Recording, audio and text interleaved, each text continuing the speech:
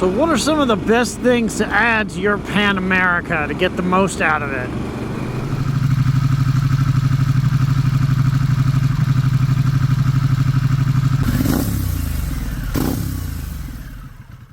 So this is the last day of my weekend before I gotta go to work, so I wanted to get out on a ride while I still can. Went up to Forest Hill earlier and I was gonna do this up there, but turns out Forest Hill is, well, it's in a cloud. The last 5-10 miles of Forest Hill Road, I just started entering a cloud. It got foggy and it got wet and it dropped in temperature. Now it's about 70 degrees right now here, but up in the mountain it was probably low 40s, soaking wet.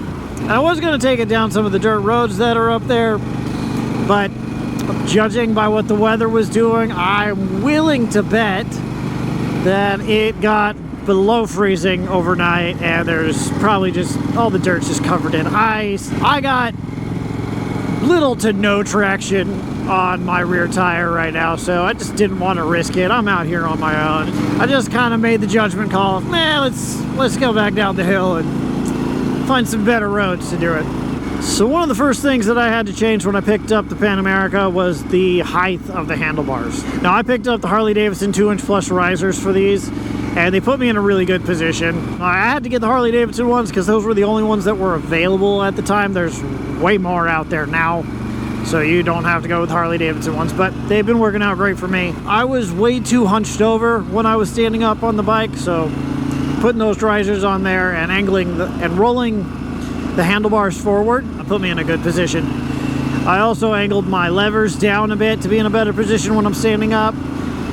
And I really did that because when I'm standing up, I'm gonna be in some sketchy stuff. I want a little bit more control over the bike when I am standing. When you're sitting down, you're kind of more in a relaxed position. You're just kind of cruising like I am now. And you still want control of the bike, yes, but it's not as, I don't know, you don't need to be as aggressive as when you're standing up. The standing position is where I kind of focused that comfort to be. As I knew I was going to take the bike off-road, I knew I wanted to just kind of go out and explore, and you never know what kind of road you're going to find. So anyways, that's the first thing I did. I put risers on there and I rocked the handlebars forward a bit just to be more comfortable for me. Other than that, well, as far as rider triangle goes, like these are still the stock bars, still the stock grips, still the stock foot pegs. I did take those little rubber inserts out because those things get slippery when they get wet. I haven't changed the seat. I love this seat. This is probably one of the most comfortable Harley Davidson seats I've ever sat on. Every other seat that I've had on a Harley, I've always changed out. But this seat's pretty comfortable for me and it fits me really well. So I haven't had to add anything. The only thing I've added was those risers. Now I did put other things on here. Like I said before, this is the standard. This isn't the special, so it didn't come with any crash protection. So I had to get the crash protection for it. I got the skid plate, the side guards. I ended up getting the bark busters because I wanted a little bit more protection than the stock ones offer. And again, I had to buy those stock ones because the bark busters weren't out yet. But as soon as the bark busters came out for the Pan America, I picked a set up. And so those are some of the things that I've added to my bike. So the best thing that you could put on your Pan America to really get the best out of your bike, and this is going to sound corny, but the best thing that you could put on your bike is miles. You put the miles on your bike, you're going to get to know the bike way better. And if you spend the time putting those miles on the bike, you're going to know the bike, you're going to know how it handles, you're going to know all the little quirks that the bike has, because every bike has its quirks. So it is about seat time and miles. So I feel like I know this bike inside and out. There are a few more things that I would like to know better about this bike. I would love to learn a lot more about, you know, the engine, the motor, everything, like how it works. I would love to dive into that a little bit more, which is why I do my own maintenance on the bike. It just makes it hands-on to where I can learn the bike as much as I can, because I think that's important to when you're out in the middle of nowhere and you're doing like these adventures and it's self-reliance is what it is. And I think that that's more value than more people let on, is really being familiar with your bike, knowing your bike. And my opinion on miles, high mileage bikes, is different than most people. Not only do I think it gives the bike more value to you, it doesn't necessarily make the value of the bike go up, but in fact it kind of makes it go down, but it raises the value of the bike to me.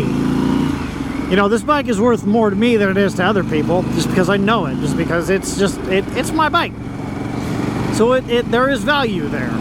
And I think the worst thing that you can do to your bike is let it sit. I don't think anything kills a bike faster than letting it sit.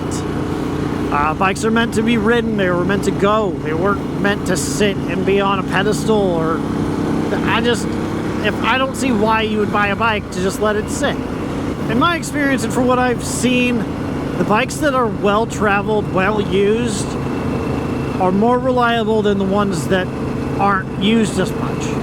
And it's all about running the engine, letting the engine work in, letting it settle in. And I don't know, it's just something that I've seen. People that have miles on their bike and serious miles on their bike, they just seem to be happier with the bike. Now that could be because they ride the bike more and that maybe they just enjoy riding a lot more, who knows. But those high mileage bikes, those bikes that are getting those mileage, I think that they've settled in and they can be more reliable. I think that's my opinion about it. Now, I could be wrong about that. Like, I could just be talking out of my butt. But people that have these mileage on their bikes, they're using them and they're loving it. So I think there's something to be said for putting the miles on your bike, and that being probably the most valuable thing that you can put on your bike is riding it and putting the miles on it.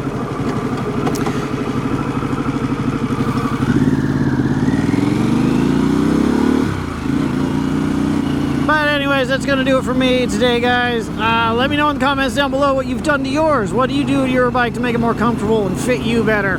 Let me know. I want to hear it. If you could, please subscribe. It helps me out a ton. All right, guys. See you later.